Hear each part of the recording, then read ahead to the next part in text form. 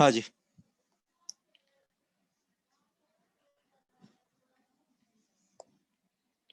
ठीक है। तो कॉन्फ़िगरेशन के बाद देखो नेक्स्ट टॉपिक आपका आता है कि अब आपको क्या करना है कि आपको एक स्ट्रक्चरल फॉर्मूला गिवन होगा और इससे आपको बताना है कि टोटल कितने ज्योमेट्रिकल आइसोमर बन सकते हैं इस स्ट्रक्चरल फॉर्मूला से। है ना? सिंपल टाइप का क्वेश्चन है। जैसे इस टाइप के क्वेश्चन हम लोगों ने कुछ-कुछ पहले भी किए हुए हैं, है ना? साथ में ही करते आए हैं हम लोग अभी तक, है ना? तो इस टाइप के क्वेश्चन बनते हैं आपके, तो हेडिंग डाल दो। हेडिंग है आपके पास calculation of total number of GI by structural formula, है ना? बताओ। तो देखो,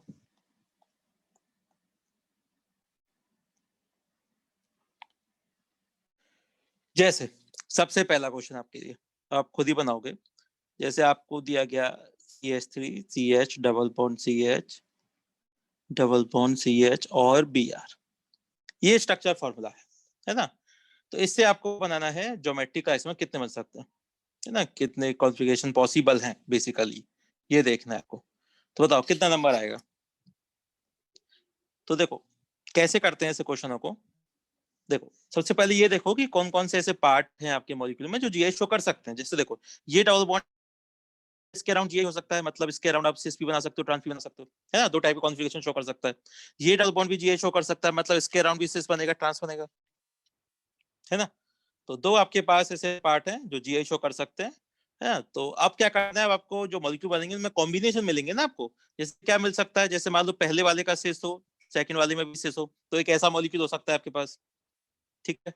दूसरा मॉलिक्यूल क्या हो सकता है, फर्स्ट में सिस हो, सेकंड में ट्रांस हो, या फर्स्ट में ट्रांस हो, सेकंड वाले में सिस कॉन्फ़िगरेशन हो, है कि नहीं? या फिर दोनों में ट्रांस ट्रांस टाइप का कॉन्फ़िगरेशन है। तो ये चार कॉम्बिनेशन बन सकते हैं कि नहीं बन सकते, बताओ? और कोई कॉम्बिनेशन पॉसिबल तो नहीं है, यही चार कॉम्बिनेशन पॉसिबल है। तो टोटल नंबर ऑफ जीआई की बात करोगे तो कितने हो गए, 4 जीआई हो गए। तो इन्हीं को क्या बोलते हैं, यही आपके ज्योमेट्रिकल आइसोमर्स है, 4 जीआई। तो कितने हो गए, 4 जीआई है आपके पास। बताओ, बात समझ में नहीं आया, बोलो बताओ, किसी को डाउट है तो, है ना? और आपको बनाने को दिया जाएगा तो बना भी सकते हो आप लोग, सिस और सिस बना दो दोनों को। कैसे बनाओगे, देखो सिस और सिस बनाने की कोशिश करोगे तो देखो ऐसा सिस और सिस बन जाएगा। ये डबल बॉन्ड है, यहाँ Br है, देखो बन गया, सिस और सिस दोनों का सिस कॉन्फ़िगरेशन बन गया, है ना? अगर आप सिस ट्रांस बनाने की कोशिश करोगे तो इधर सिस बनाओ और सेकंड वाले में ट्रांस बना दो, देखो ये सिस ट्रांस बन गया। तो आप ट्रांस और सिस बनाने की कोशिश करोगे तो ट्रांस और ये वाला सिस, देखो दोनों को ट्रांस बनाना है तो देखो दोनों ट्रांस बन गए। देखो ये चार टाइप के आपके पास आइसोमर मिल जाएंगे आपको। बताओ, किसी को डाउट है तो बोलो, किसी बना सकते हैं सब, है ना? देखो जल्दी से। अच्छा फिर सेकंड बनाओ। सेकंड आप लोगों के लिए है ये वाला, इधर CH3 है और CH डबल बॉन्ड CH और CH3। बताओ कितने ज्योमेट्रिक आइसोमर बन सकते हैं, बोलो। 2। पहले ये देखो कि कितने पार्ट हैं इसमें जो जीआई शो कर सकते हैं। बताओ कितने पार्ट हैं जो जीआई शो कर सकते हैं, 2। है ना? कौन कौन सा, देखो एक तो डबल बॉन्ड है जिसके अराउंड सिस ट्रांस बन सकता है ना? और एक ये साइक्लिक वाला पार्ट है, इसके अराउंड भी आप लोग सिस ट्रांस बना सकते हो। तो अब कॉम्बिनेशन बनेंगे कि नहीं बनेंगे, बताओ। 4। है ना? हाँ, तो चार कॉम्बिनेशन बन जाएंगे। कौन कौन सा, कि साइक्लिक वाले में सिस होगा, है ना? तो दूसरे में सिस हो सकता है ना? इसमें सिस होगा तो दूसरा ट्रांस, ट्रांस होगा तो सिस, या फिर दोनों में ट्रांस हो सकता है। तो चार टाइप के आपके पास जीआई बन जाएंगे, है ना? चलो बना के देखो एक बार, इनकी स्ट्रक्चर बना के दिखाओ मुझे कैसे कैसे बनेंगे। दोनों सिस बना के दिखाओ, एक सिस और ट्रांस बनाओ, फिर ट्रांस और सिस, और दोनों में ट्रांस बनाओ। चलो बनाओ जल्दी से।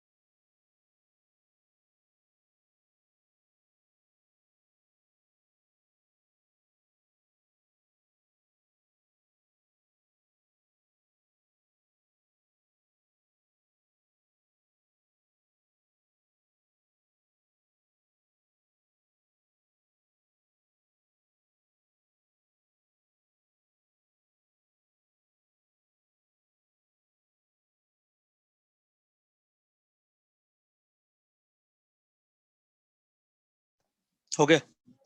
बताओ, स्टार्ट करें? देखो, तो ऊपर वाले को इरेज करते हैं थोड़ा सा।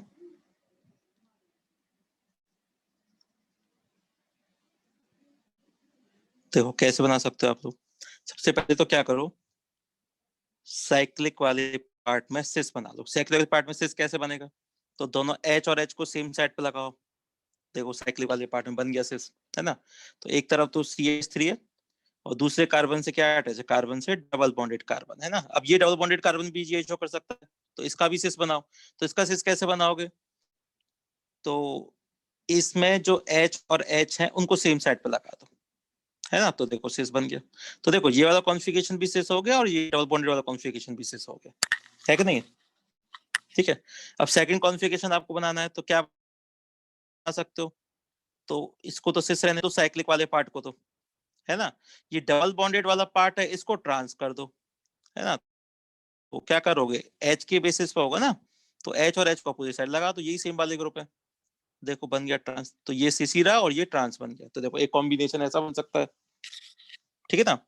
और कॉम्बिनेशन कैसा बन सकता है कि साइक्लिक वाला पार्ट आपका ट्रांस हो जाए। साइक्लिक वाले पार्ट पार्ट में ट्रांस का मतलब है कि H और H को अपोजिट साइड लगा दो आप लोग। देखो हो गया ट्रांस, है ना? और डबल बॉन्डेड को सिस बनाना है, तो इसमें तो H और H को सेम साइड रहने दो। तो देखो ये क्या बन गया, ट्रांस और सिस। और अगर आपको दोनों को ही ट्रांस बनाना है तो क्या करोगे, तो इधर भी H और H को अपोजिट साइड लगाओ, है ना? ये ट्रांस बन गया। और ये जो डबल बॉन्डेड कार्बन है इसमें भी H और H को अपोजिट साइड लगा दो, देखो ये भी ट्रांस बन गया।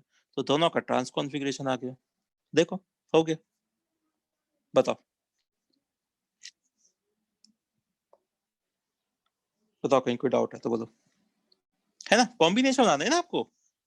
तो स्पेस में ग्रुप्स को डिफरेंट टाइप से अरेंज करके आपको क्या बनाना है, डिफरेंट टाइप के कॉम्बिनेशन बनाना है, तो डिफरेंट एनर्जी वाले कंपाउंड्स आपको फॉर्म करने हैं, है ना? और वही जो डिफरेंट एनर्जी वाले कंपाउंड्स होते हैं उन्हीं को हम लोग क्या बोलते हैं, ज्योमेट्रिकल आइसोमर्स बोलते हैं, है ना? जिसमें स्पेस में अरेंजमेंट अलग है ना? नॉन इंटर कन्वर्टिबल है, ये सब नॉन इंटर कन्वर्टिबल है, ठीक है? तो बन गए ज्योमेट्रिकल आइसोमर्स। चलो बनाओ जल्दी से, आगे चलते हैं फिर।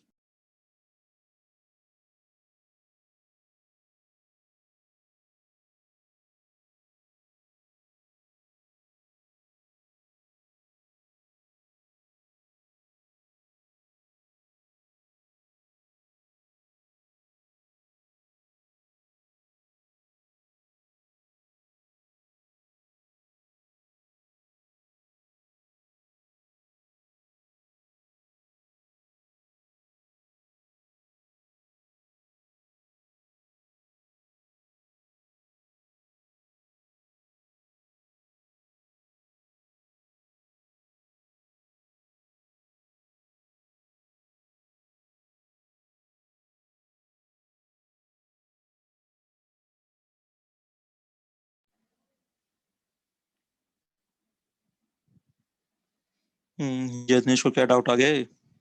अरे रिएक्शन में कैसे चिंता भी क्यों कर रहे हो, देखेंगे जब आएगा, क्या टेंशन लेना, है ना? जैसे अभी तक सब चलता हुआ है, सब समझ में आया, ऐसे वो भी समझ में आता जाएगा, है कि नहीं? चलो हो गया कंप्लीट, आगे चलें। Yes sir. ठीक है, तो अब आप लोग ये बताएंगे कि अगर मैं आपको ऐसा स्ट्रक्चर फॉर्मूला दूं, देखो इस तरह का है, तो डबल बॉन्ड है और CH3 इस टाइप का है, बताओ कितने ज्योमेट्रिकल आइसोमर फॉर्म कर सकते हो, बोलो। 4। 4, ठीक है। कौन कौन से? तो देखो ये वाला डबल बॉन्ड ये शो कर सकता है, ये डबल बॉन्ड ये शो कर सकता है, मतलब इसके क्रॉस ट्रांस बन जाएगा और इसमें भी सिस और ट्रांस बना सकते हो, है ना? एक डबल बॉन्ड में 2 ही कॉम्बिनेशन बन सकते हैं, या तो सिस होगा या ट्रांस होगा, है ना? तो ओवरऑल कॉम्बिनेशन क्या बनेंगे, सिस और सिस बनेगा। सेकंड वाले में सिस या ट्रांस हो सकता है, या फर्स्ट में ट्रांस सिस हो सकता है, या दोनों में ट्रांस हो सकता है। ये 4 टाइप के कॉम्बिनेशन तो बन गए। अब ये चारों कॉम्बिनेशन ज्योमेट्रिकल आइसोमर बनेंगे या नहीं बनेंगे, बताओ पहले नहीं बोलो। बनेंगे। क्यों नहीं बनेंगे वैसे? दोनों साइड पे CH3 अटैच है ना, हाँ सेम दोनों ग्रुप है। साइड, तो देखो हाँ सही बात है, अगर दोनों साइड देखो सेम टाइप के ये स्ट्रक्चर है, मतलब सेम टाइप का क्या बोलो, इसको बोलते हैं सिमेट्रिकल टाइप का स्ट्रक्चर है ना, सिमेट्रिकल है। तो सिमेट्रिकल में अब आप एक बात बताओ मुझे कि इस साइड से अगर ट्रांस हो और ये वाला सिस हो, या फिर इधर से ट्रांस और ये सिस हो, ये दोनों एक ही टाइप के नहीं है, सेम नहीं हो जाएंगे दोनों? कैसे पता करोगे कि किस साइड से आपको काउंट करना है? तो दोनों क्या होंगे, सेम है ना। सिमेट्रिकल में जितने कॉम्बिनेशन बनते हैं वो सब जीआई नहीं बनाते हैं, कुछ उनमें क्या हो जाएंगे, आइडेंटिकल हो जाएंगे। तो ये वाली जो तो कॉम्बिनेशन है वो सेम ही कंपाउंड को रिप्रेजेंट कर रहे हैं, ये एग्जैक्ट सेम है। तो टोटल नंबर ऑफ जीआई कितना आया केवल, बताओ? 2 नहीं 3। एक तो काउंट करे, एक तो काउंट करोगे ना, सेम है तो एक तो फर्स्ट ये दोनों एक ही है, और ये भी तो एक है, तो टोटल कितने हो गए, 3 हो गए ना। हाँ, तो टोटल नंबर ऑफ जीआई कितने हो गए, तो ज्योमेट्रिकल आइसोमर का नंबर आ गया 3, है ना। क्यों आया, क्योंकि जो स्ट्रक्चर आपको गिवन है वो सिमेट्रिकल टाइप है, और सिमेट्रिकल टाइप में जितने कॉम्बिनेशंस पॉसिबल है वो सब जीआई नहीं बनेंगे, उनमें से कुछ कॉम्बिनेशन ऐसे होंगे जो क्या हो जाएंगे, आइडेंटिकल टाइप के हो जाएंगे, है ना। तो बना सकते हो, बताओ, कहीं कोई डाउट है तो बोलो, है ना।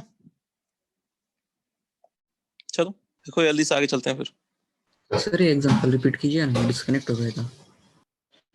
एग्जाम्पल में ऐसा है, देखो जैसे अभी तक करते हुए आए थे, कॉम्बिनेशन तो बना लिया हम लोगों ने, 4 कॉम्बिनेशन बनेंगे वही, से ट्रांस ट्रांस और ट्रांस ट्रांस बन गए 4 कॉम्बिनेशन।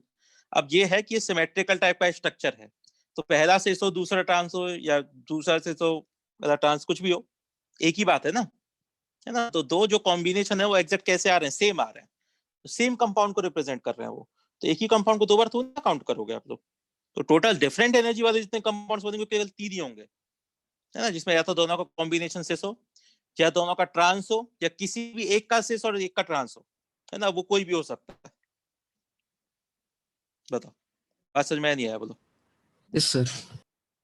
है ना, तो सिमेट्रिकल में थोड़ा सा ध्यान देने वाली बात है कि सिमेट्रिकल जब आएगा तो आपको देखना होगा कि जितने भी कॉम्बिनेशन है वो सब जीआई नहीं बनाते हैं, है ना, उसमें से कुछ सिमेट्रिकल सेम टाइप के होंगे, आइडेंटिकल कंपाउंड को रिप्रेजेंट करते हैं, ठीक है। चलो ये तो आपको समझ में आ गया। अच्छा, एक क्वेश्चन और ले लेते हैं इसी तरह का, है ना, लिख लिया सबने, ठीक है। चलो, तो नेक्स्ट है आपके पास कि अगर मैं आपको इस टाइप का अगर स्ट्रक्चर फॉर्मूला दे दूं,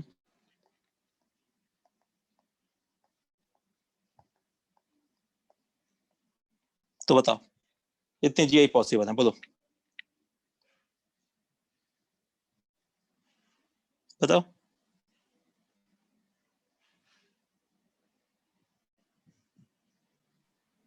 6 देखते हैं, देखो,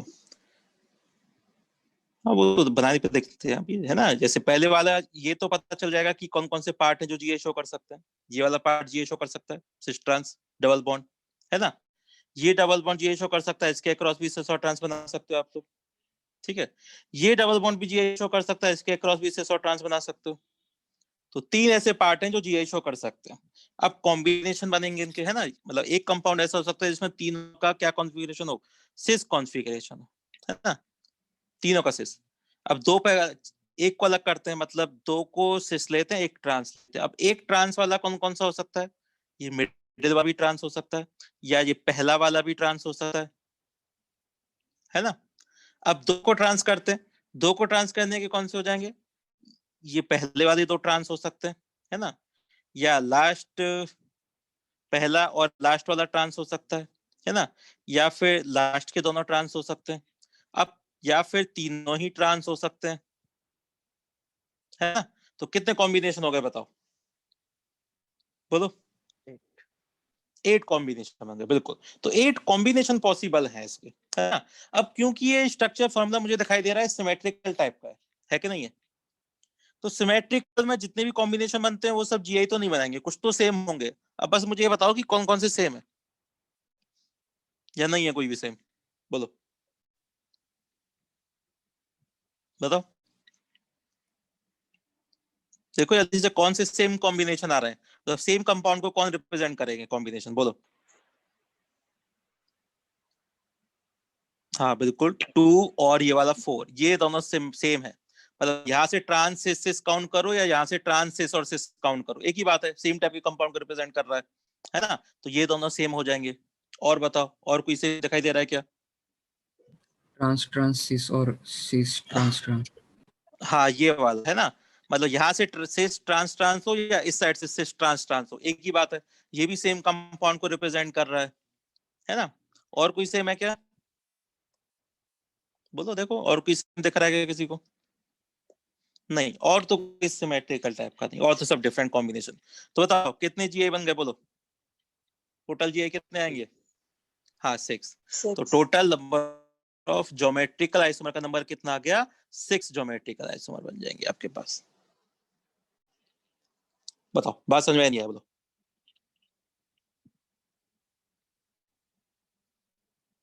बताओ, कहीं कोई डाउट है तो बोलो।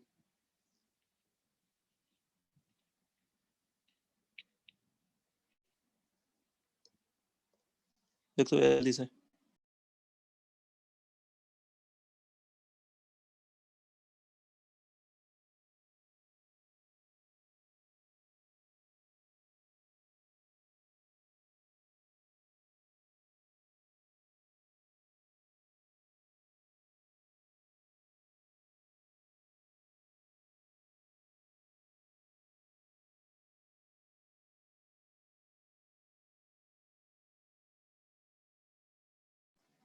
देख लिया सबने, है ना? अच्छा बना सकते हो क्या स्ट्रक्चर इसके, जैसे मैं बोलूं कि पहला वाला कंपाउंड को बना के दिखाओ कैसा बनेगा, बताओ। तो तीनों का टर्बोन का सिस कॉन्फ़िगरेशन बना सकते हो, तो कैसे बनेगा बताओ? तो ऐसा कर सकते हो ना, देखो ये सिस सिस और सिस, देखो तीनों को सिस बना दिया आपने, बताओ ये बनेगा ना।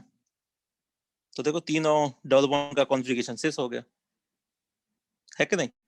देखो बना सकते हो, किसी का भी बना सकते हो जिसका आप चाहोगे, है ना? तो देखना, बना के देखना साथ में एक बार, है ना? अच्छा सिस और ट्रांस आपको पता है ना किसके बेसिस पर है?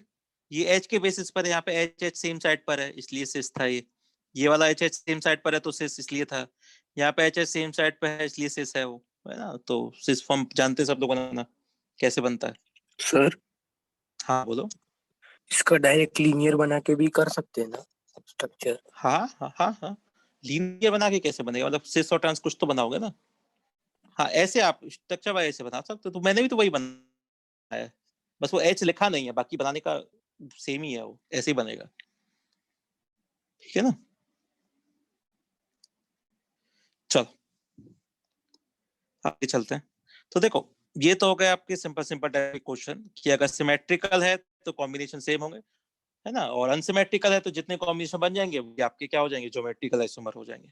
पर अब देखो क्वेश्चन करते वक्त जब एग्जाम वगैरह में क्वेश्चन आएंगे तो ऐसा तो है नहीं कि आप बनाने बैठोगे पहले सबके कॉम्बिनेशन बनाओगे फिर उसमें सिलेक्ट करोगे कौन सा सही है ना, तो सीधा फॉर्मूले भी, है ना, तो सिंपल फॉर्मूला बेस्ड क्वेश्चन आता है और आपको वही फॉर्मूला याद रख लेना है, ठीक है क्या?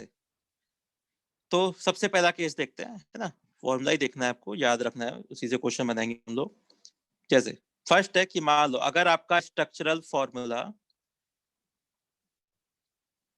इज अनसिमेट्रिकल, है ना, तो अनसिमेट्रिकल के केस में क्या है, आपको पता है कि जो टोटल नंबर ऑफ जीआई होता है वो क्या होता है, जितने भी डिफरेंट कॉम्बिनेशन बनते हैं वो सब जीआई बनाते हैं, है ना, वो सब जीआई होते हैं।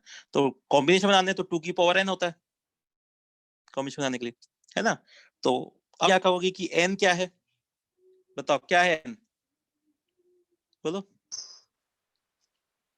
Number of double bond. नहीं, केवल नंबर ऑफ डबल बॉन्ड नहीं है, ऐसे डबल बॉन्ड या ऐसे पार्ट आपके पूरे मॉलिक्यूल होने चाहिए जो जीआई शो कर सकते हो। आपको पता है हर डबल बॉन्ड जीआई शो नहीं करता है, कंडीशन पढ़ी है ना सब लोगों ने कि उन कंडीशन को फॉलो करेंगे वही पार्ट जीआई शो कर सकते हैं। तो एन का मतलब ऐसा कोई भी पार्ट मॉलिक्यूल में जो जीआई शो कर सकता है ना, तो वो या तो आपके डबल बॉन्ड भी हो सकते हैं, है ना, या आपका एलीन सिस्टम भी हो सकता है, या आपका साइक्लिक सिस्टम भी हो सकता है, कोई भी ऐसा सिस्टम जिसके अक्रॉस आप लोग जीआई बना सकते हो, है ना। तो क्या लिख सकते हो, नंबर ऑफ कंट्रीब्यूटिंग, कंट्रीब्यूटिंग इसलिए लगा है ना, कंट्रीब्यूटिंग डबल बॉन्ड पहला, या फिर डबल बॉन्ड से मतलब नहीं है, कोई भी पार्ट हो सकता है, part in molecule which can show GI,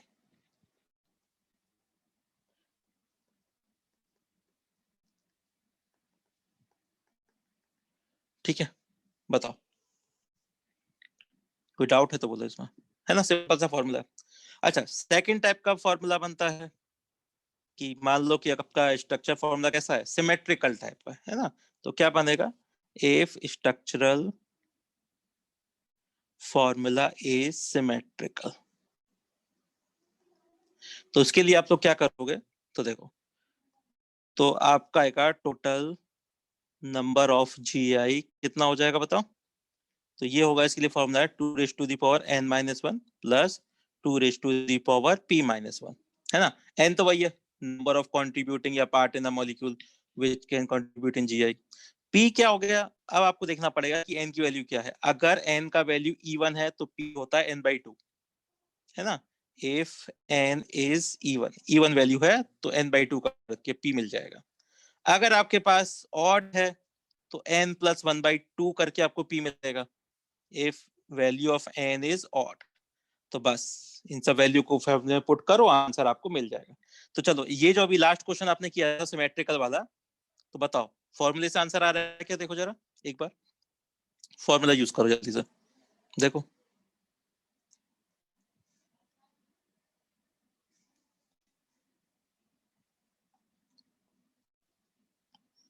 देखो फॉर्मूले से आंसर आएगा क्या,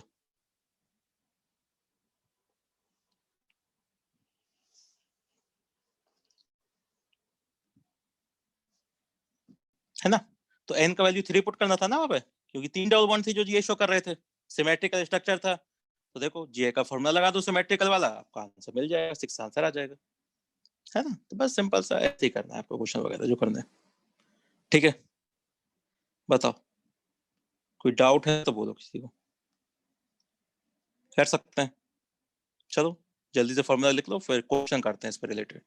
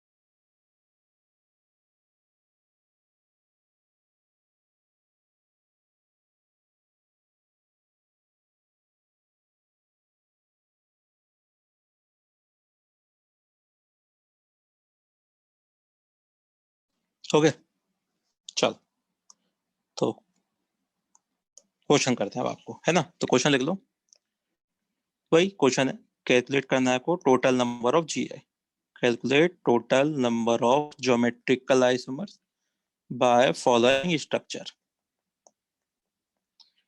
चलो बताते हैं ना, है ना, तो फर्स्ट है आपके पास double bond CH double bond CH2, बताओ कितने ज्योमेट्रिक आइसोमर बन सकते हैं, बोलो। 4 देखो फिर गलती कर दी, है ना, इसका कोई ज्योमेट्रिक आइसोमर नहीं बन सकता, क्यों, क्योंकि कोई भी ऐसा डबल बॉन्ड है नहीं जो ये शो कर सकता हो, पहला वाला डबल बॉन्ड भी ये शो नहीं करेगा, सेकंड भी नहीं बनेगा, तो कोई कॉम्बिनेशन नहीं बनेगी, एक ही स्ट्रक्चर रहेगा, ये वाला सेम यही स्ट्रक्चर है, कोई ज्योमेट्रिक आइसोमर नहीं, है ना। n का वैल्यू सब डबल बॉन्ड को काउंट नहीं करना है, ऐसे डबल बॉन्ड जो GI शो कर सकते हैं, है ना, पहले डबल बॉन्ड भी GI शो नहीं कर सकता क्योंकि HS same side symmetrical type का ग्रुप अटैच है दोनों साइड में, सेकंड वाले डबल बॉन्ड में भी एक ही कार्बन से 2 H अटैच है, तो GI शो नहीं करेगा, है ना। तो ऐसे जल्दबाजी में गलत नहीं करना क्वेश्चन, ये देखो कि कितना पार्ट है जो GI शो कर सकता है, ठीक है। जैसे मैं आपको क्वेश्चन दूं, इधर आ गया,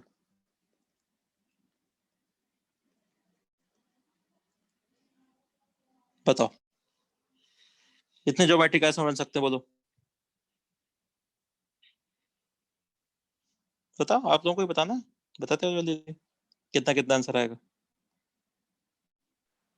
2 तो देखो केवल एक ही डबल बॉन्ड है जिसके अक्रॉस GI हो सकता है, मतलब जो GI शो कर सकता है सिस और ट्रांस, तो दो ही बनेंगे, मतलब एक ही पार्ट है तो n का वैल्यू 1 2 रेज़ पावर 1 रखो तो भी 2 है ना। तो दो ही ज्योमेट्रिक आइसोमर बन सकते हैं, बस एक ही डबल बॉन्ड है जो जीआई शो कर सकता है। तो बस उसी को देखना है आपको, और क्या करना है ना। अच्छा अगर ऐसा हो,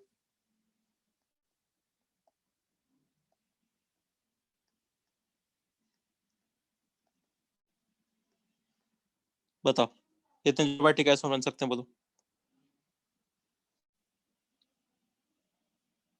बताओ जल्दी। 4 4 4 नहीं, एक ही डबल बॉन्ड है जो जीआई शो कर सकता है। ये CH3 और एमी मिथाइल एक ही तो है, सेम ही तो है। एमी लिखने से चेंज थोड़ी ना हो जाएगा, है ना। तो 2 ही आंसर आएगा। देखो ध्यान नहीं दे रहे हो तुम लोग क्वेश्चन पर, है ना। तो जल्दबाजी में गलती नहीं करने क्वेश्चन।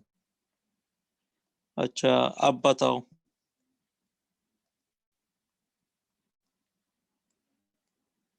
बोलो कितने जीआई बनेंगे, बताओ।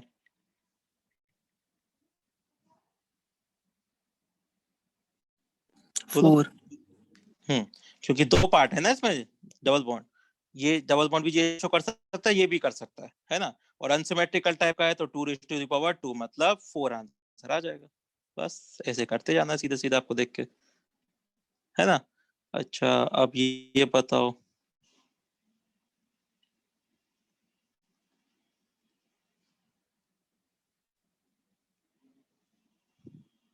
बताओ कितने ज्योमेट्रिक आइसोमर बन सकते हैं, बोलो।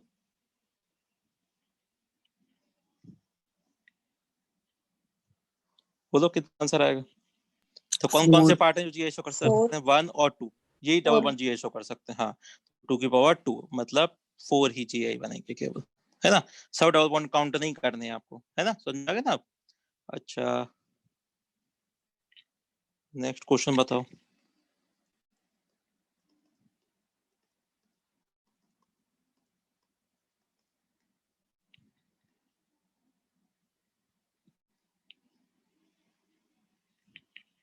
बोलो।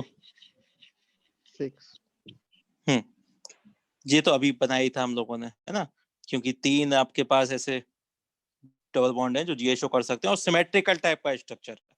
तो सिमेट्रिकल वाले में आपको फॉर्मूला लगाना है, वो सिमेट्रिकल वाला सेकंड वाला है ना। तो टोटल कितना आंसर आएगा, 6 आंसर आएगा इसमें, देख सकते हो, है ना। अच्छा ये बताओ फिर,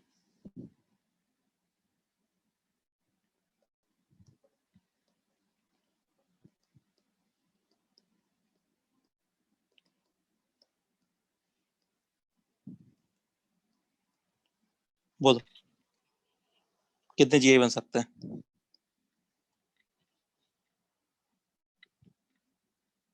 कितना आंसर आएगा, तो 1 2 3 अनसिमेट्रिकल है ना। तो 2 रेज़ टू द पावर 3 मतलब कितना हो गया, 8 आंसर आ गया। तो इस तरह से आपको क्वेश्चन करते आना है ना। देखो चलो आगे भी चलते हैं और क्वेश्चन करने हैं अभी।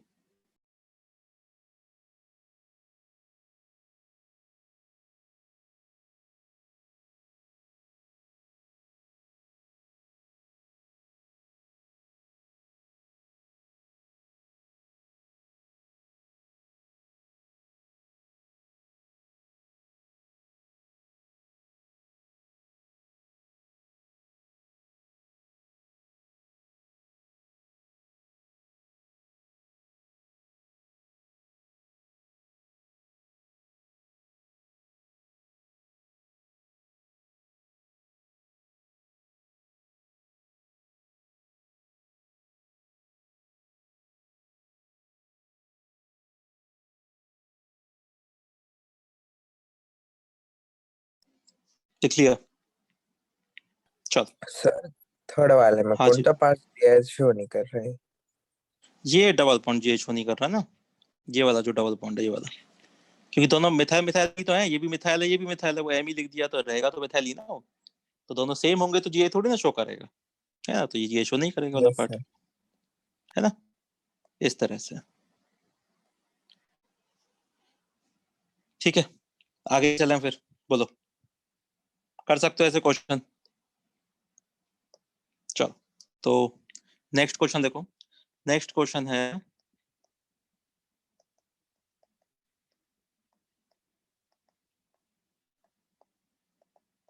बताओ कितने ज्योमेट्रिकल आइसोमर बन सकते हैं, बोलो बताओ। टोटल नंबर ऑफ जीआई कितना होगा? 2 हम्म 8 देखो देखो, पहली बात, ये डबल बॉन्ड है जो जीआई शो कर पा रहा है, ये लास्ट वाला डबल बॉन्ड जीआई शो नहीं कर सकता। और ये है आपका एलीन सिस्टम, वो भी कौन सा? इवन नंबर एलीन सिस्टम। और इवन नंबर एलीन सिस्टम जीआई शो नहीं करते हैं, सब पता है आपको। तो केवल एक ही पार्ट बचा है पूरे मॉलिक्यूल में जो जीआई शो कर सकता है। तो कितना आंसर आएगा? 2 ही तो आएगा, 2 की पावर 1 ही तो लिखोगे, केवल 2 आंसर आएगा। बताओ, है ना? तो ये डबल बॉन्ड भी नहीं और एलीन सिस्टम भी नहीं, हो गया। बोलो, कोई डाउट है तो बताओ, है ना? अच्छा, अगर ऐसा क्वेश्चन मिलेगा,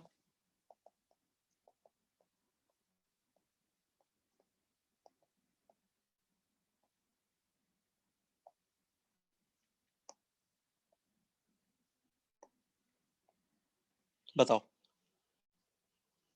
कितने जीआई बन सकते हैं, बोलो। अरे अरे अरे, कौन है 4 16 वाला? ये पूरा एक सिस्टम है ना, ये पूरा सब डबल बॉन्ड को थोड़ी ना काउंट करना, 1 2 3 4, ये एलीन सिस्टम है, ऑड नंबर एलीन क्यूमुलिन सिस्टम। हाँ। याद आ गया? तो इसके अराउंड एक ही पार्ट, ये पूरा एक पार्ट है जिसके अराउंड जीआई शो होता है। हर डबल बॉन्ड के अराउंड थोड़ी ना जीआई होता है, पूरा एक पार्ट है जिसके अंदर जीआई होता है। और एक ये डबल बॉन्ड है, 2 ही पार्ट है, तो 2 की पावर कितना आएगा? 2 की पावर 2 ही लगाना है आपको, मतलब 4 आंसर आएगा, है ना? पूरा एक सिस्टम काउंट करना है आपको, डबल बॉन्ड थोड़ी ना काउंट करना है। ठीक है, समझ में आ गया? अच्छा, तो ये बताओ,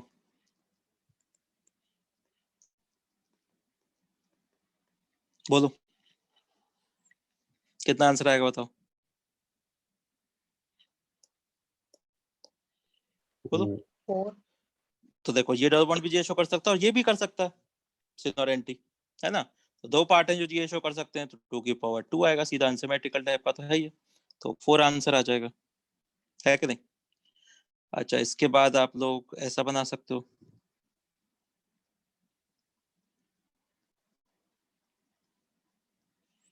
है ना? तो देखो, इसमें भी आपके पास 2 पार्ट हैं जो जीआई शो कर सकते हैं, डबल बॉन्ड भी कर सकते हो and double bonded and system, syn और एंटी बन जाएगा इसके अराउंड, है ना? तो कितना आंसर आएगा? 2 पार्ट है, मतलब 2 की पावर 2, 4 आंसर आ जाएगा।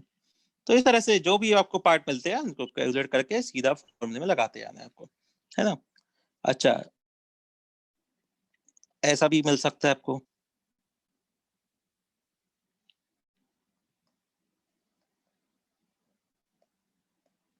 बताओ कितने ज्योमेट्रिक आइसोमर बन सकते हैं, बोलो। 4 हाँ, कैसे? ये ऑड नंबर वाला आपके पास स्पैरो सिस्टम है ना? और एक डबल बॉन्ड भी है जो जीआई शो कर सकता है, तो 2 अलग अलग सिस्टम है ना? तो बस 2 की पावर 2 लगा देना सीधा, आपको 4 आंसर आ जाएगा, है ना? तो ऐसे पार्ट देखते हैं कौन कौन से जीआई शो कर सकते हैं, है ना? इसी तरह से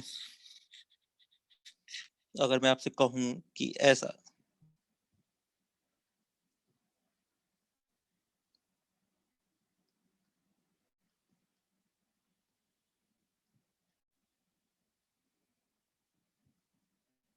बोलो कितने ज्योमेट्रिक आइसोमर बन सकते हैं, बताओ। 0 6 देखो ध्यान से। 4 4 अच्छा, 6 फॉर्मूला लगा सकते हो क्या इसमें, ये बताओ पहले तो मुझे, फॉर्मूला यूज करोगे क्या? देखो, अब एक बात समझो कि आप फॉर्मूला, इस क्वेश्चन में फॉर्मूला यूज क्यों नहीं कर पाओगे?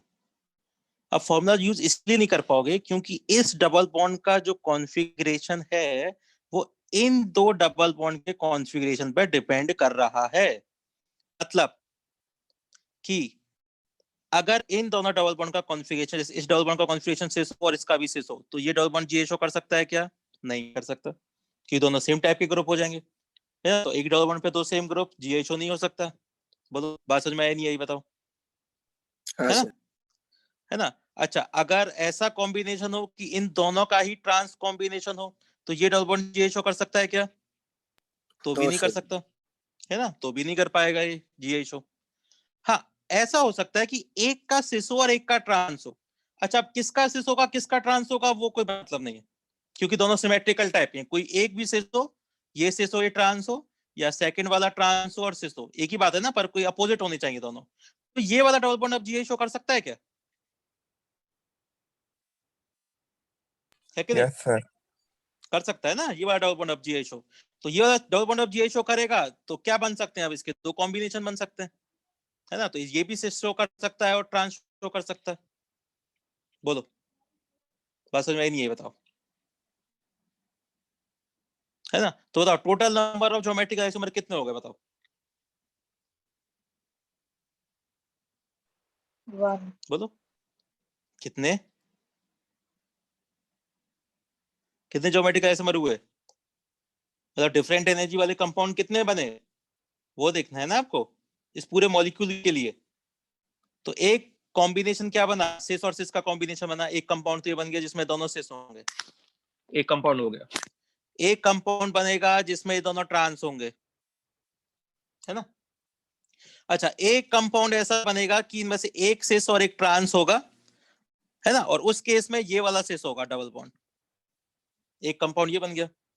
एक कंपाउंड ऐसा होगा कि इनमें से कोई एक सिस और ट्रांस होगा और ये वाला ट्रांस होगा।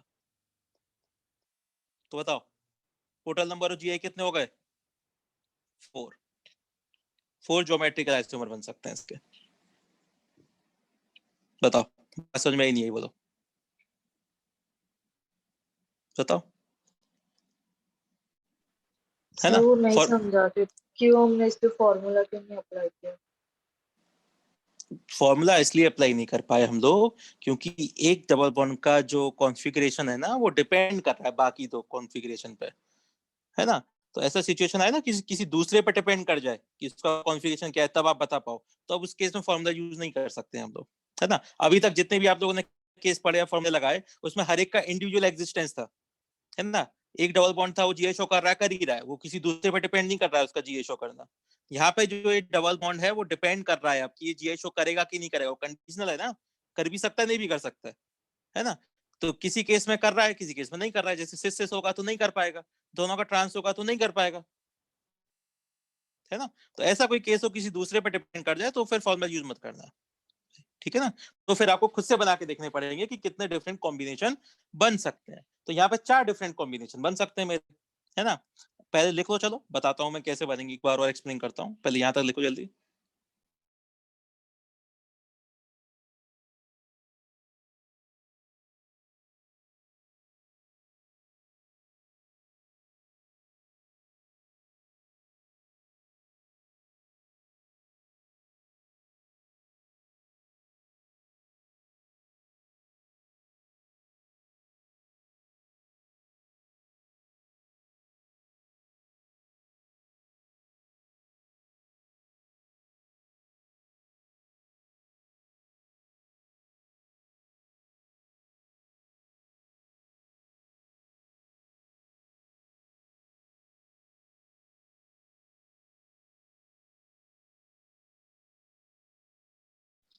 लिख लिया सबने?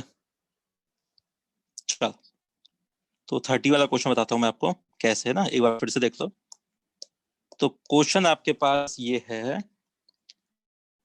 कि CH3CH डबल बॉन्ड C, है ना, मतलब एक का तरफ कार्बन से तो दो डिफरेंट हैं और दूसरी तरफ जो कार्बन है उससे जो ग्रुप अटैच है वो दोनों आइडेंटिकल टाइप के स्ट्रक्चर हैं। पर आपको पता है केवल स्ट्रक्चर आइडेंटिकल होने से नहीं होता है ना, कॉन्फ़िगरेशन अगर डिफरेंट है तो ये हो सकता है ना। तो ये स्ट्रक्चरल फॉर्मूला है। अब इस स्ट्रक्चर फॉर्मूला से कितने कॉम्बिनेशन बन सकते हैं, कितने GI बन सकते हैं, वो आपको देखना है। तो देखो, पहला कॉम्बिनेशन, ये दोनों जो डबल बॉन्ड हैं वो आपके सिस और सिस कॉन्फ़िगरेशन में होंगे, तो एक कंपाउंड तो बनेगा ना, ये बताओ मुझे, ऐसा एक कंपाउंड बन जाएगा। इस डबल बॉन्ड का कोई रोल नहीं है अभी, इसका तो कुछ मतलब है नहीं, है ना। बताओ एक कंपाउंड बन गया कि नहीं बन गया, बोलो, इतना हाँ समझ में आ गया, है ना। अब इन दोनों डबल बॉन्ड का कॉन्फ़िगरेशन अगर ट्रांस ट्रांस होगा तो एक कंपाउंड ये भी तो बनेगा ना इस कॉन्फ़िगरेशन का। एक कंपाउंड ये बन गया, डबल बॉन्ड का कोई रोल नहीं है इस वाले डबल बॉन्ड का भी, ठीक है। अब एक कॉम्बिनेशन क्या हो सकता है कि इन दोनों डबल बॉन्ड में से कोई एक सिस हो जाए और एक ट्रांस हो जाए, कोई भी, ऊपर वाला सिस हो, नीचे वाला ट्रांस हो, नीचे वाला सिस हो, ऊपर वाला ट्रांस हो, तो कुछ फर्क पड़ेगा क्या? क्योंकि दोनों आइडेंटिकल टाइप के हैं, है ना? कोई भी एक सिस और कोई एक ट्रांस हो जाएगा। बताओ, इतना समझ में आया नहीं आया? बोलो। तो जब ये ऐसे अलग अलग होंगे तो ये वाला डबल बॉन्ड भी तो जीआई शो कर सकता है कि नहीं है? बोलो, है ना? तो उस केस में क्या होगा? अब इसके अराउंड भी जीआई शो होगा, मतलब इसके अराउंड भी सिस और ट्रांस बनेंगे। तो ऐसा एक कॉम्बिनेशन कंपाउंड जिसमें एक सिस हो एक ट्रांस हो, तो ये सिस हो सकता है, तीसरा कंपाउंड बन गया। इन दोनों में से सिस और ट्रांस हो कोई भी, तो ये ट्रांस हो सकता है, ये चौथा कंपाउंड बन गया। तो बस 4 ही तो कॉम्बिनेशन पॉसिबल हुए। बताओ, बात समझ में नहीं आया? बोलो।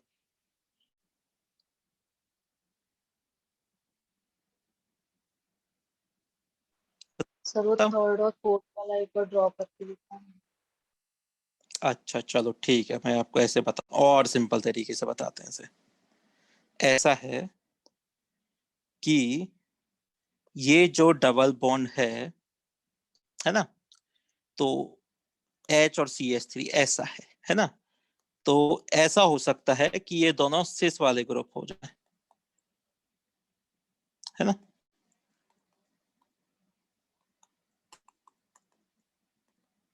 तो ये भी सिस है, ये भी सिस है। बताओ, बात समझ में आई नहीं आई? बोलो। एक कंपाउंड ऐसा हो सकता यस सर। है ना? ठीक है। दूसरा कंपाउंड ऐसा हो सकता है कि मैं क्या करूं, इसको इधर से कॉन्फ़िगरेशन चेंज कर दूं, मतलब इसको ट्रांस कर दूं और इसको भी ट्रांस कर दूं। तो एक कंपाउंड ऐसा हो सकता है, बोलो, Yes, sir. है यस ना? सर। 2 कंपाउंड हो गए, याद है? 2 कंपाउंड हो चुके हैं अभी तक हमारे। ठीक है। एक कॉम्बिनेशन ऐसा हो सकता है कि मैं एक को सिस करूं, किसी को एक को ट्रांस करूं। अब एक बात बताओ मुझे, किसी भी एक को सिस और ट्रांस कर सकता हूं ना? दोनों सिमेट्रिकल टाइप के हैं कि नहीं है? जैसे मैं ऊपर वाले को मैंने सिस कर दिया और नीचे वाले को मैंने ट्रांस बना दिया, ऊपर वाले को ट्रांस बना दूं, नीचे वाले को सिस बना दूं, कोई फर्क पड़ेगा क्या? सिमेट्रिकल है ना दोनों, आइडेंटिकल है ना?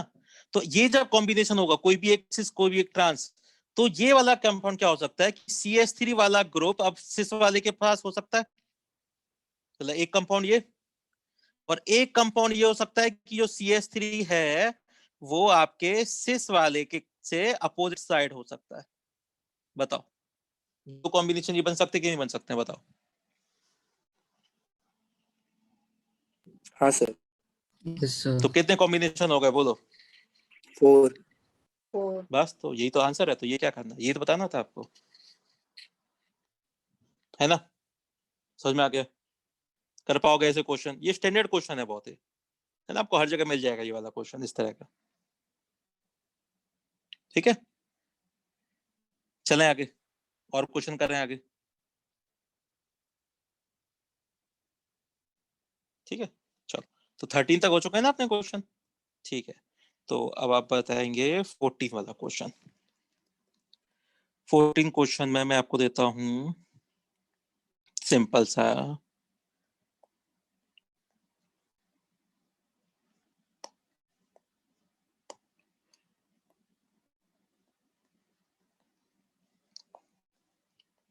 बताओ, बोलो। 3। हाँ, 3 आंसर आएगा, है ना? क्यों 3 आंसर आएगा? ये डबल बॉन्ड तो कभी भी जीआई शो नहीं करेगा, कभी भी नहीं करेगा। कोई कॉम्बिनेशन नहीं बन रहा जो जीआई शो करेगा। डबल बॉन्ड तो भूल ही जाओ। तो 2 ही डबल बॉन्ड बच गए जो जीआई शो कर सकते हैं, है ना? फॉर्मूले से करना चाहो तो फॉर्मूले से भी कर सकते हो, दोनों का सिस, दोनों का ट्रांस, एक का सिस एक का ट्रांस, वही, है ना? सिमेट्रिकल वाला फॉर्मूला लगाओगे, 2 एन के वाले ट्यू है और आपका 3 आंसर आ जाएगा। या डायरेक्टली खुद से भी बना सकते हो आप लोग, है ना? बताओ, इस क्वेश्चन में कोई डाउट है तो बताओ। सिंपल क्वेश्चन है ना?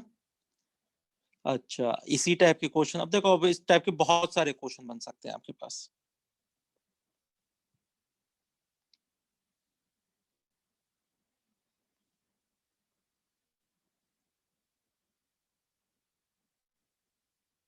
बताओ।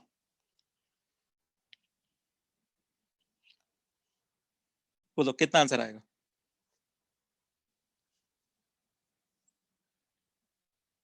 बताओ।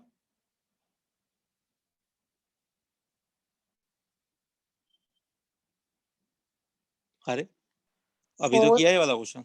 हाँ 4 ही तो आंसर आएगा, 4 सेम ही तो है। बस यहाँ पे सी एच डबल बॉन्ड के NH लगा दिया है, तो NH भी GI शो करेगा, तो 4 ही आंसर आएगा। वही सेम क्वेश्चन है जो अभी 13 वाला क्वेश्चन किया था हम लोगों ने। वहाँ पे कार्बन वाला पार्ट पोर्शन था, यहाँ पे नाइट्रोजन वाला पोर्शन है, तो ये भी GI शो करेगा। फॉर्मूला यूज नहीं कर सकते, आपको कॉम्बिनेशन बना देने पड़ेंगे, है ना। तो सिमिलर टाइप का, ऐसे बहुत सारे क्वेश्चन बना सकते हो आप डिफरेंट डिफरेंट स्ट्रक्चर से। जैसे मैं आपको दे दूं यहाँ पे इस टाइप का क्वेश्चन,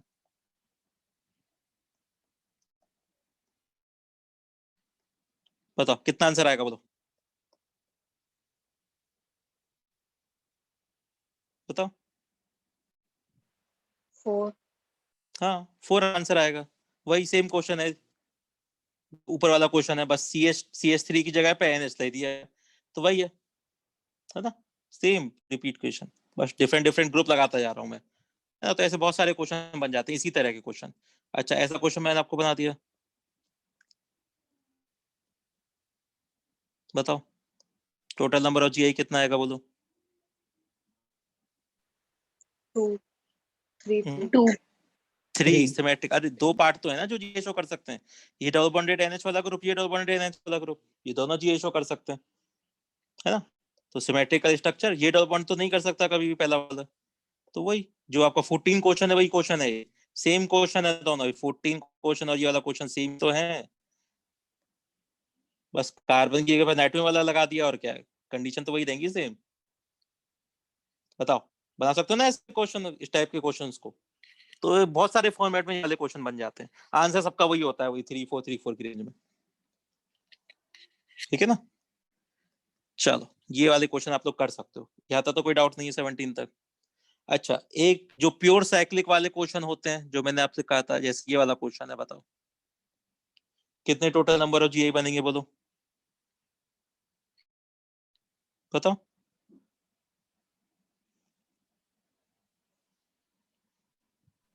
2 हाँ 2 GI बनेंगे। अब देखो यहाँ भी फॉर्मूला यूज नहीं कर पा रहे हो आप लोग, कर सकते हो क्या? तो प्योर साइक्लिक टाइप का स्ट्रक्चर हो ना, और 2 से ज्यादा ग्रुप अटैच हो, तो वहां पे फॉर्मूला यूज मत करना कहीं भी।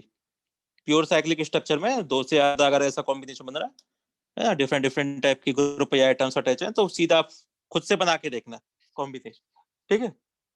क्योंकि एन का वैल्यू आप डिसाइड कर ही नहीं पाओगे कि इसमें एन क्या लेना है, ठीक है। तो इन केसेस में आपको केवल फॉर्मूला यूज नहीं करना, बाकी सिंपल टाइप के केसेस जितने भी होते हैं उन सब में आप लोग सीधा फॉर्मूला यूज कर सकते हो।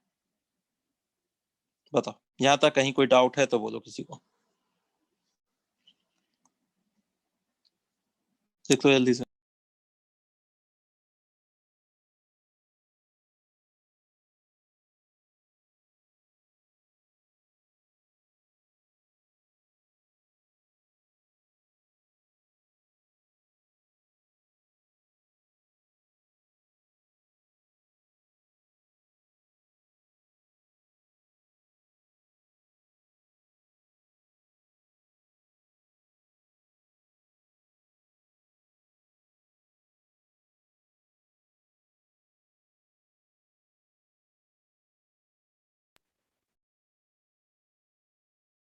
हो गया, आगे चलें। तो देखो तो ये वाले क्वेश्चन हो गए आपके, है ना। इससे आप सीधा स्ट्रक्चर फॉर्मूला देख के आप लोग बता सकते हो कि कितने GI बन सकते हैं। और बहुत सारे क्वेश्चन ऐसे हम लोगों ने पहले भी कर रखे हैं साथ में, है ना, कि जिसमें आप लोग डिफरेंट डिफरेंट टाइप के क्वेश्चंस में कितने कितने GI बनते हैं हम पहले से भी करते हुए आए हैं। जैसे याद करो एक क्वेश्चन मैंने आपको दिया था कि अगर एक साइक्लोहेक्सेन है और हर एक CH3 ग्रुप अटैच है, या CL कोई भी सेम टाइप के ग्रुप अटैच हो, तो कितने ज्योमेट्रिक आइसोमर बन सकते हैं, बताओ। ज्यादा क्वेश्चन? 8 2 हाँ 8 8 8 8 8 बन सकते हैं ना। तो वो भी आपने कॉम्बिनेशन बना के देखा, इसमें भी कोई फॉर्मूला यूज नहीं कर पाओगे आप लोग, समझ में आ गई ना बात। तो सीधा आपको बना के देखना पड़ेगा, इस टाइप के स्ट्रक्चर में कोई फॉर्मूला यूज नहीं होगा। तो देखो वही टाइप के क्वेश्चन हैं, ठीक है ना। चलो तो देखो ये वाला पोर्शन तो हो गया आपका GI वाला, है ना। आपने कॉन्फ़िगरेशन देख लिया, आपने ये पता करना सीख लिया कि कौन से कंपाउंड GI शो कर सकते हैं नहीं कर सकते हैं, अगर GI शो कर रहा है तो कितने कंपाउंड या कितने GI का फॉर्मेशन हो सकता है वो भी देख लिया आप लोगों ने, है ना। तो ये वाला पोर्शन तो अपना कंप्लीट हो गया। एक लास्ट छोटा सा पोर्शन और बचता है इसमें, वो है इसकी प्रॉपर्टीज के बारे में, है ना, ज्योमेट्रिक आइसोमर की प्रॉपर्टीज के बारे में। वो जल्दी से और देख लेते हैं हम एक बार, है ना। चलो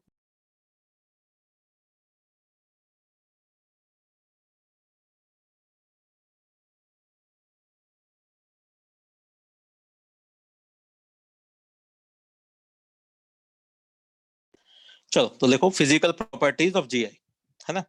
सिंपल सिंपल से पॉइंट्स हैं, जल्दी बता देते हैं इसे, है ना। देखो physical properties of geometrical isomer. Physical properties पढ़ने की हमें जरूरत क्या पड़ी? आपको पता है ज्योमेट्रिक आइसोमर दो डिफरेंट कंपाउंड्स होते हैं जिनकी दोनों के एनर्जी डिफरेंट है, मतलब प्रॉपर्टीज डिफरेंट है। तो geometric isomer physical properties different different होती हैं। अब कौन कौन सी फिजिकल प्रॉपर्टी डिफरेंट है ना, और उनको कैसे कंपेयर करना है, उसके कुछ कुछ क्वेश्चंस हैं, वो देख लेते हैं जल्दी से। तो सबसे पहला फिजिकल प्रॉपर्टी ही है आपके पास स्टेबिलिटी, देखते हैं सबसे पहले। तो देखो सिस और ट्रांस में अगर हम बात करेंगे तो सबसे सिंपलेस्ट वाला सिस और ट्रांस हम लोगों ने बना दिया, है ना। ब्यूट-टू-इन वाला देखो, ऐसे एग्जांपल में देखो, यहाँ पे ब्यूट-टू-इन वाला एग्जांपल है। तो यहाँ पे आपके पास एक ब्यूट-टू-इन का सिस और ट्रांस। तो इस केस में बताओ कौन ज्यादा स्टेबल होगा? ऑब्वियसली बात है ट्रांस वाला ज्यादा स्टेबल होगा। क्यों? क्योंकि सिस वाले में ज्यादा स्टेरिक रिपल्शन है, मतलब दोनों बल्कि ग्रुप सेम साइड पर हैं तो ज्यादा रिपेल करेंगे एल्काइल ग्रुप आपस में।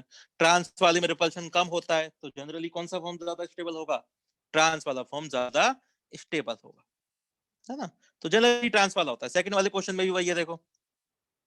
तो ट्रांस वाला फॉर्म आपका ज्यादा स्टेबल है as compared to cis form, ठीक है। तो क्यों हो रहा है? रिपल्शन की वजह से, क्योंकि सिस वाली फॉर्म में ज्यादा रिपल्शन है। मान लो अगर सिस वाली फॉर्म में रिपल्शन नहीं होके ऐसे कोई ग्रुप अटैच होते जो अट्रैक्शन करते, है ना, हाइड्रोजन बॉन्डिंग होता या कोई अट्रैक्शन होता, तो कौन सा फॉर्म ज्यादा स्टेबल हो जाता? तो सिस वाला फॉर्म ज्यादा स्टेबल हो जाता। पर एल्काइल केसेस में एल्काइल ग्रुप अगर अटैच है केवल, तो हमेशा ट्रांस वाला फॉर्म ज्यादा स्टेबल होता है, ठीक है। अब अट्रैक्शन वाला केस अभी हम लोग देखते हैं जल्दी से और क्वेश्चन में, है ना। चलो इसको लिख लो जल्दी से, स्टेबिलिटी वाला पॉइंट।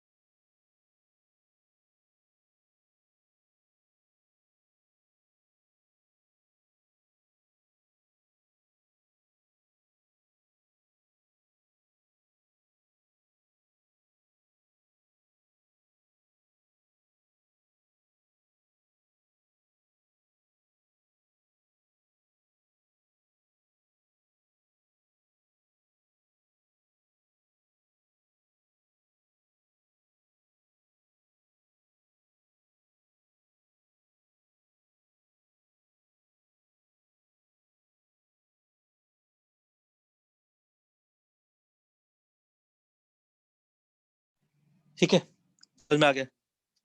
कोई डाउट नहीं है स्टेबिलिटी में। तो जनरली ट्रांसफॉर्म ज्यादा स्टेबल होता है सिस फॉर्म से, है ना। जैसे और क्वेश्चन देखते हैं, जैसे थर्ड वाला क्वेश्चन, ये और भी ज्यादा बल्कि ग्रुप है ना, टर्शियरी ब्यूटाइल ग्रुप लगा रखे हैं, तो सिस वाला तो बहुत ही ज्यादा अनस्टेबल हो जाएगा, देख सकते हो, है ना। ये तो सबसे ज्यादा अनस्टेबल हो गया। जितना ज्यादा बल्कि ग्रुप होता जाएगा उतना ही अनस्टेबिलिटी बढ़ता जाएगा सिस फॉर्म में, है ना। फोर्थ वाले क्वेश्चन में सिर्फ फ्लोरीन फ्लोरीन लगा लिए तो भी रिपल्शन है, तो भी कौन सा ज्यादा स्टेबल होगा? ट्रांसफॉर्म आपका ज्यादा स्टेबल हो जाएगा। अच्छा, अगर क्लोरीन आपने लगाया तो देखो क्लोरीन के केस में थोड़ा सा एक्सेप्शन है नेचर, है ना। क्योंकि क्लोरीन क्लोरीन की बात करोगे तो क्लोरीन के पास होते हैं वेकेंट डी ऑर्बिटल, है ना। तो देखो रेजोनेंस की वजह से ये प्लस एम भी शो कर सकता है और माइनस एम भी शो कर सकता है, ये वेकेंट ऑर्बिटल भी है। तो इस वजह से क्या होता है, ये डबल बॉन्ड के संग रेजोनेंस करेगा लोन पेयर, है ना, डबल बॉन्ड बनना। और ये डबल बॉन्ड क्लोरीन के बॉन्ड भी फॉर्म कर सकता है, देखो इस तरह से, है कि नहीं है। तो ये देखो एक क्लोरीन पे आ गया पॉजिटिव चार्ज और दूसरे क्लोरीन पे आ गया नेगेटिव चार्ज, तो अब आपस में पोलराइज फॉर्म में रहेंगे ना ये।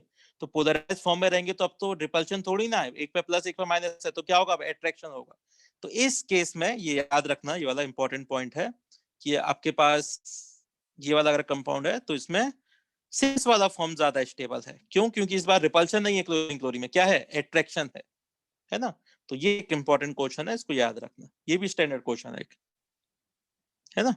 और बाकी क्वेश्चन तो मैं बताए थे कि अगर हाइड्रोजन बॉन्डिंग है, जैसे देखो COH वाले ग्रुप में हाइड्रोजन बॉन्डिंग है ना, तो हाइड्रोजन बॉन्डिंग कर सकता है तो आपका सिस वाला फॉर्म क्या होगा, ज्यादा स्टेबल होगा ट्रांस के कंपैरिजन में।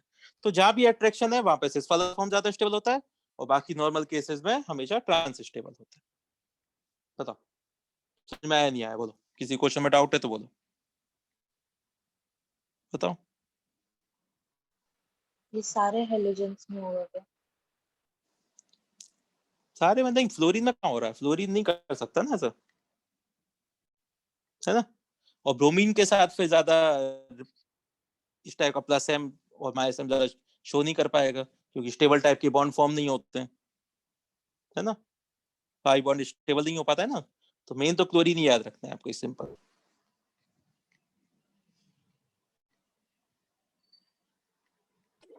तो मतलब हेलोजेंस के कोई भी ग्रुप आ जाए तो जीआई नहीं शो करेंगे, सिर्फ क्लोरीन शो करेंगे। अरे नहीं, जीआई तो शो करेंगे सब, जीआई की बात नहीं हो सॉरी रही जीआई नहीं, वो है, रेजोनेंस। स्टेबिलिटी। हाँ हाँ हाँ, है ना। उस केस में आपका केवल क्लोरीन ही है जिसमें ये सिस वाला फॉर्म कैसा होता है आपका, स्टेबल टाइप का होता है, ये मतलब है, सर 6 ठीक है ना। समझाओ ना। 6 वाले में ऐसा है कि आपके पास देखो डबल बॉन्ड के साथ COH ग्रुप अटैच है, C double bond OH carboxylic group, है ना, C डबल बॉन्ड OH, ये हाइड्रोजन बॉन्डिंग शो कर सकता है, बताओ, है Yes, ना। sir. तो यस सर। कौन स्टेबल, तो सिस वाला फॉर्म ज्यादा स्टेबल होगा ना, अट्रैक्शन फोर्स है, रिपल्शन थोड़ी ना है। तो अट्रैक्शन फोर्स की वजह से ये वाला फॉर्म क्या होगा आपका, ज्यादा स्टेबल होगा, सिस वाला फॉर्म। बस ये बताया, और क्या, ठीक है। चलो देखो क्वेश्चन लिखते हो जल्दी जल्दी।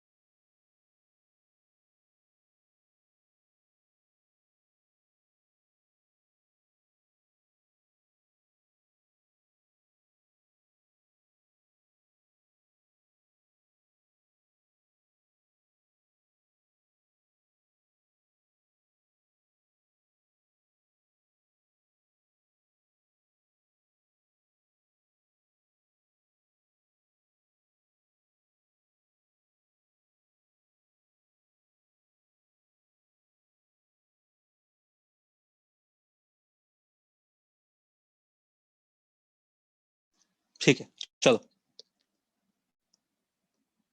अच्छा, नेक्स्ट आता है इसमें, देखो अगर साइक्लिक का केस हो, जैसे मैंने आपको साइक्लिक बताया था, याद रखो, देखो याद है, साइक्लोएक्लिक केस में सिस और ट्रांस 8 मेंबर या इससे ऊपर वाले जो साइक्लोएल्केन्स होते हैं उनमें आपके सिस और ट्रांसफॉर्म बन जाते हैं, याद आया, है ना, बताया था ना।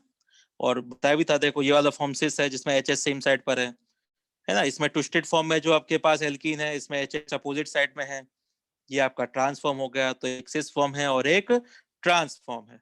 तो देखो स्टेबिलिटी की बात करोगे तो देखो सिस वाला फॉर्म ज्यादा स्टेबल है ना। आप कहोगे सिस वाला फॉर्म क्यों स्टेबल है, क्योंकि देखो इससे लोअर जो साइक्लो एल्केन्स थे 7 मेंबर तक भी आपके जीआई शो नहीं कर रहे थे, है ना। क्यों नहीं कर रहे थे, रीजन बताओ जरा,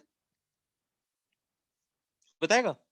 7 मेंबर तक जीआई क्यों शो नहीं होता है, बताया था मैंने आपको पहले भी, बोलो। Due to ring strain.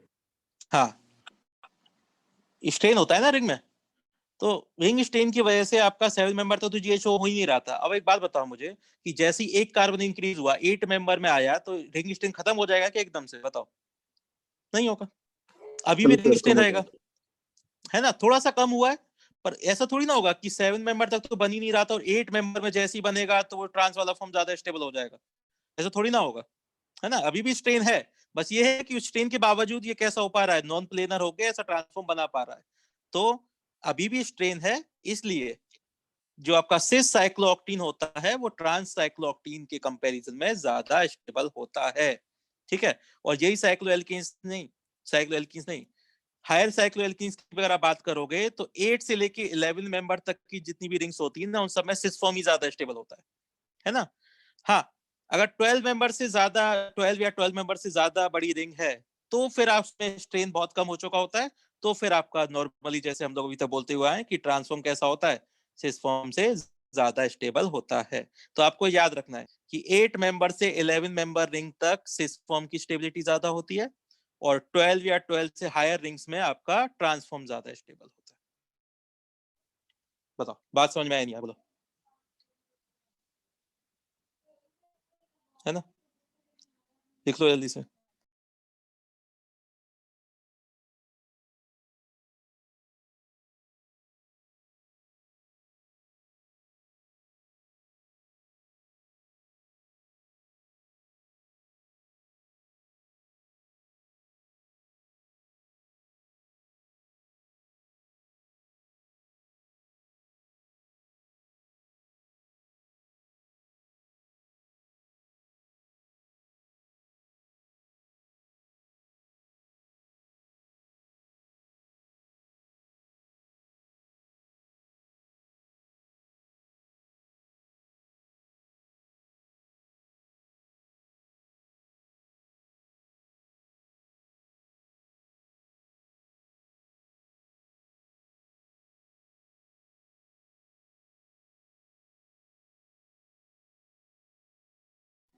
ठीक है, समझ में आ गया सबको?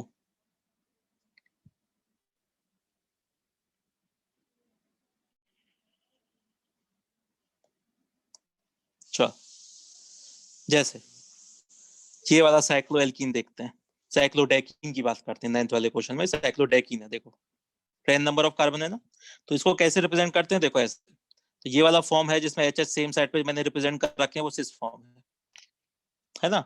और जिसमें एच अपोजिट साइड में है वो आपका ट्रांसफॉर्म है, ठीक है? तो ऐसे रिप्रेजेंट करते हैं साइक्लोडेकीन को, याद रखना।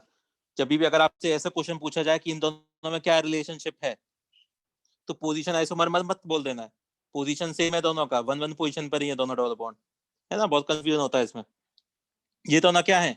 ये दोनों जीआई को रिप्रेजेंट कर रहे हैं, एक फॉर्म सिस को रिप्रेजेंट कर रहा है और दूसरा ये ट्रांस को रिप्रेजेंट कर रहा है ना? स्ट्रक्चर आइसोमर नहीं है, स्टीरियो आइसोमर ही है। तो साइक्लोडेकीन को इस तरह रिप्रेजेंट किया जाता है, सिस और ट्रांस। अब आप बताओ कितने मेंबर है? 10 मेंबर है, तो 10 मेंबर में कौन सा फॉर्म ज्यादा स्टेबल होगा? सिस फॉर्म ज्यादा स्टेबल होगा। हाँ, तो बस सिस फॉर्म को ज्यादा स्टेबल बता देना। 10th वाले क्वेश्चन में देखोगे तो देखो ये आपका 12 मेंबर रिंग मैंने बना रखा है ना? वो थोड़ा ज्यादा करके बना रखा है कॉर्नर्स में, जिसमें ज्यादा समझ में आ जाए, इजी रहेगा बनाने में। बाकी आप किसी भी तरह से बना सकते हो। तो ये देखो, जिसमें सेम साइड में एच है वो सिस फॉर्म, और जिसमें अपोजिट साइड में एच मैंने शो कर रखे हैं वो ट्रांसफॉर्म। ऐसे शो कर देते हैं ना सिस और ट्रांस को 12 मेंबर रिंग्स में। तो 12 मेंबर रिंग में तो आपको पता है कि अब स्ट्रेंथ हो चुका है कम, तो ऑब्वियसली बात है कौन सा फॉर्म ज्यादा स्टेबल हो जाएगा? ट्रांस। तो 8 से 11 तक का रिंग में हमेशा सिस फॉर्म स्टेबल और उससे ऊपर वालों में ट्रांसफॉर्म ज्यादा स्टेबल, है ना? तो ये 2 एग्जांपल हैं स्टैंडर्ड टाइप के जो मैंने बता दिए, उनको लिख लो, है ना? फिर आगे चलते हैं।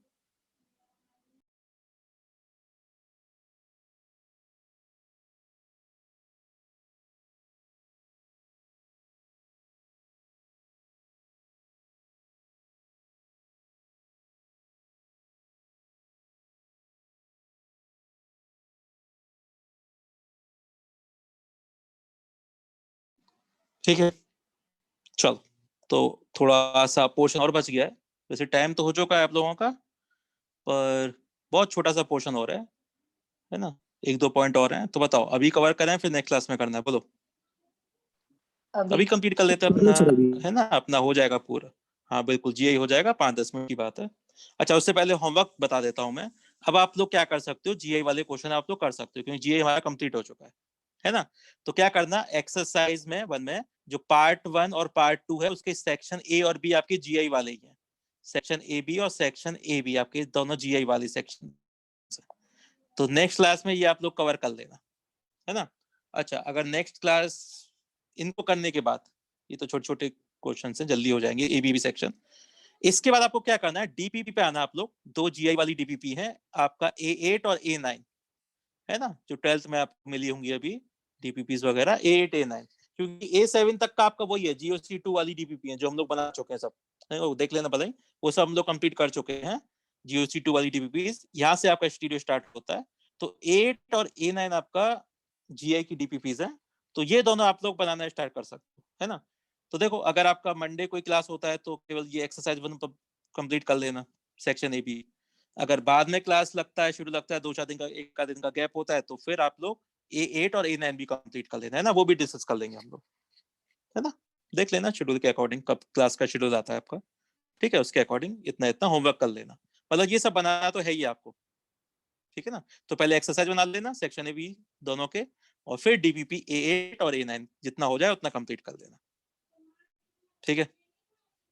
चलो, थोड़ा सा पोर्शन रह गया, उसको देख लेते हैं जल्दी से। सेकंड आपके पास फिजिकल प्रॉपर्टी आती है डायपोल मोमेंट, है ना।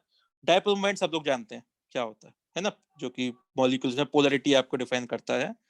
तो सिस और ट्रांस में से अगर आप बात करोगे तो देखो, जो अगर सेम नेचर वाले ग्रुप्स अटैच हैं, जैसे CH3 CH3 है, CH3 डोनेटिंग वाले ग्रुप हैं, तो सिस वाली फॉर्म का डायपोल मोमेंट ज्यादा होगा, क्योंकि एडिटिव होता है ना, वेक्टर क्वांटिटी तो ऐड हो जाएगा।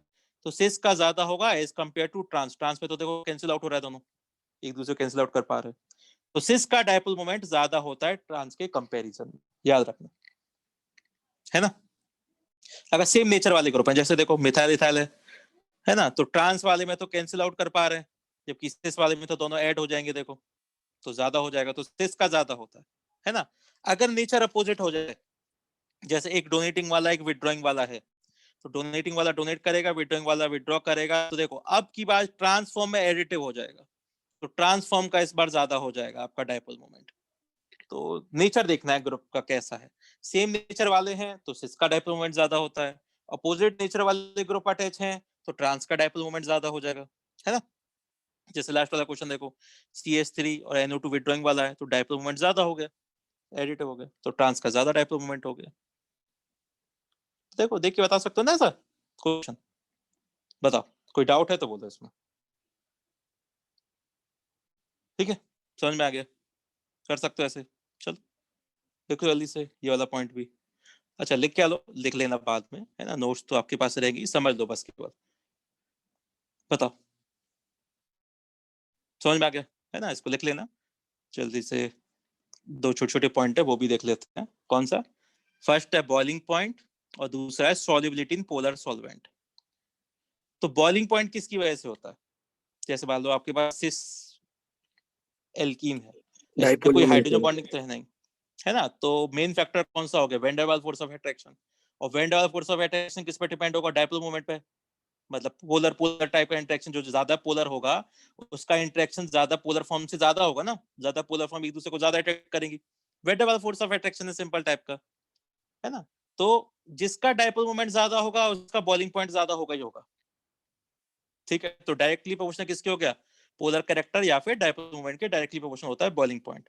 और पोलर सॉल्वेंट में सॉल्युबिलिटी की बात करोगे तो आपको पता है, जितना ज्यादा पोलर सॉल्वेंट होगा उतना ही ज्यादा फेवर किसको करेगा? पोलर कैरेक्टर को फेवर करेगा, लाइक डिसॉल्व लाइक, सब जानते हैं। तो जितना ज्यादा पोलर मॉलिक्यूल होगा उतना ही ज्यादा डिसॉल्व ज्यादा होगा, सॉल्युबल ज्यादा होगा। तो वही दोनों ही फैक्टर आपके डायरेक्टली प्रोपोर्शनल है किसके? डायपोल मोमेंट के, है ना। तो जिसका डायपोल मोमेंट ज्यादा उसका बॉइलिंग पॉइंट ज्यादा होता है और उसकी सॉल्युबिलिटी पोलर सॉल्वेंट में भी ज्यादा होती है, ठीक है। नेक्स्ट पॉइंट आता है आपका मेल्टिंग पॉइंट। मेल्टिंग पॉइंट आपका एक्चुअली ज्यादा पैकिंग फ्रैक्शन पर डिपेंड करता है कि कितने अच्छे से पैक हुआ है वो, है ना। और पैकिंग किसका अच्छा होता है? जिसकी सिमेट्री ज्यादा अच्छी होती है ना। तो याद रखना अब इस पॉइंट को, तो हमेशा याद रखना है कि ट्रांसफॉर्म ज्यादा सिमेट्रिकल टाइप के होते हैं। देखो आप ज्यादा अच्छे से उनको पैक कर सकते हो, है ना। तो ट्रांसफॉर्म ज्यादा सिमेट्रिकल होते हैं तो उनकी पैकिंग ज्यादा अच्छे से होती है, ठीक है। तो मेल्टिंग पॉइंट हमेशा किसका ज्यादा होता है? ट्रांसफॉर्म का ज्यादा होता है। अब ये तो आपको याद ही रखना पड़ेगा, है ना, क्योंकि अब आप मॉलिक्यूल लेवल पे सिमेट्री वगैरह इतना ज्यादा जज नहीं कर पाओगे कितना अच्छा से पैकिंग है। तो पैकिंग आपका ट्रांसफॉर्म में ज्यादा अच्छा होता है, तो ट्रांसफॉर्म आपके कैसे होते हैं, उनका मेल्टिंग पॉइंट ज्यादा होता है ना। तो ये आपकी फिजिकल प्रॉपर्टीज है ना। क्या सा हो गया, स्टेबिलिटी हो गया, डायपोल मोमेंट है, बॉइलिंग पॉइंट है, सॉल्युबिलिटी है और मेल्टिंग पॉइंट है ना। तो ये आपको पता होनी चाहिए, ठीक है, ज्योमेट्रिकल आइसोमर्स में। अब इन सबको कंबाइन करते हैं तो क्वेश्चन देखो, सबसे सिंपल वाला है ना, सिस टू ब्यूटीन और ट्रांस टू ब्यूटीन आपने ले लिया, सबसे स्टैंडर्ड क्वेश्चंस। इसमें आप लोगों ने क्या किया, सारे जो प्रॉपर्टीज उनको कंपेयर करते हैं। जैसे स्टेबिलिटी की बात करोगे तो आपको पता है ट्रांसफॉर्म ज्यादा स्टेबल है इस केस में, है ना। डायपोल मोमेंट सिस वाला ज्यादा होता है, डायपोल मोमेंट। अब जिसका डायपोल मोमेंट ज्यादा है उसका बॉइलिंग पॉइंट भी ज्यादा होगा, उसकी सॉल्युबिलिटी पोलर सॉल्वेंट में भी ज्यादा होगी, है ना। हो गए तो नेक्स्ट फैक्टर आता है मेल्टिंग पॉइंट। मेल्टिंग पॉइंट किसका ज्यादा होता है, वो तो हमेशा ट्रांस का ज्यादा होता है, वो तो याद ही रखना है आपको, ट्रांस का मेल्टिंग पॉइंट ज्यादा होता है। अच्छा, दो फैक्टर मैंने आपको पहले करा रखे हैं जीओसी के टाइम पे, हीट ऑफ कंबशन और हीट ऑफ हाइड्रोजनेशन, याद है। तो कंबशन की बात करते हैं, तो आपको पता है heat of combustion number of carbon hydrogen पर डिपेंड करता है, वो तो सेम ही है ना, मॉलिक्यूलर फॉर्मूला तो सेम है आइसोमर्स है। तो हीट ऑफ कंबशन स्टेबिलिटी का इनवर्सली प्रोपोर्शनल होता है, याद आया। तो ट्रांस का स्टेबिलिटी ज्यादा है, मतलब हीट ऑफ कंबशन किसका ज्यादा होगा, सिस वाली फॉर्म का ज्यादा होगा, क्योंकि सिस फॉर्म अनस्टेबल है, इसकी एनर्जी ज्यादा है, तो कंबस्ट करने पे एनर्जी ज्यादा रिलीज भी करेगा सिस फॉर्म, है ना। तो हीट ऑफ कंबशन किसका ज्यादा है, सिस का ज्यादा है। हीट ऑफ हाइड्रोजनेशन की बात करोगे, एक एक डबल बॉन्ड है, तो वो भी इनवर्सली प्रोपोर्शनल है स्टेबिलिटी का, है ना। ट्रांसफॉर्म ज्यादा स्टेबल है, मतलब हीट ऑफ हाइड्रोजनेशन, हाइड्रोजनेशन करने पे एनर्जी ज्यादा रिलीज कौन करेगा, जिसका खुद का एनर्जी ज्यादा है, सिस फॉर्म। तो सिस फॉर्म का हीट ऑफ हाइड्रोजनेशन भी ज्यादा होता है।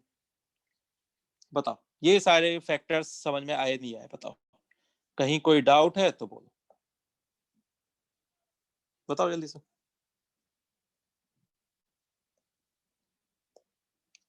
अरे बोलो, बना सकते हैं ना क्वेश्चन कैसा भी, है ना।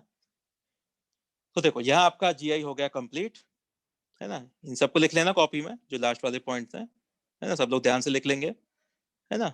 और फिर नेक्स्ट क्लास में हम लोग ऑप्टिकल आइसोमेरिज्म स्टार्ट कर देंगे, ठीक है। जीआई आपका पूरा कंप्लीट हो चुका है, क्वेश्चन कर लेना, होमवर्क मैंने आपको दे दिया है ना। डीपीपी नंबर A8 और A9 ये बना लेना, और एक्सरसाइज 1 में जो आपके पास पार्ट 1 और पार्ट 2 है, उनमें आपका अलग से लिखा हुआ है, समझ में आ जाएगा, सेक्शन A और B है दोनों में, है ना। इसमें भी सेक्शन A भी, इसमें भी सेक्शन A भी। तो ये पहले ये करना एक्सरसाइज वाला पार्ट, और फिर A8 डीपीपी और फिर A9, देखो जहां तक हो पाता है वहां तक डिस्कस कर लेंगे, ठीक है। चलो ऑप्टिकल आइसोमेर पढ़ेंगे अब नेक्स्ट क्लास में, अभी तो जीआई तो हुआ है आपका, अभी ऑप्टिकल आइसोमेरिज्म बचा हुआ है, ठीक है। चलो मिलते हैं फिर नेक्स्ट क्लास में ना।